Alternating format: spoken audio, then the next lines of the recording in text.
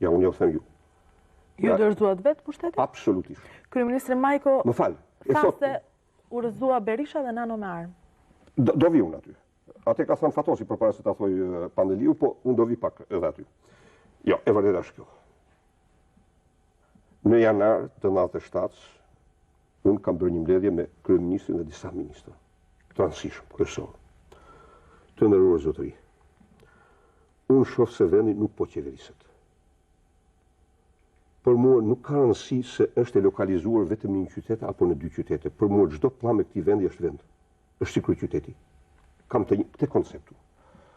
Në rast se ju nuk vendosni qeverisjen e vendit, atëherë ju duhet të lëshoni detyrat që keni. Sepse vendi don qeverisje. Vendi pa qeverisje nuk mund të.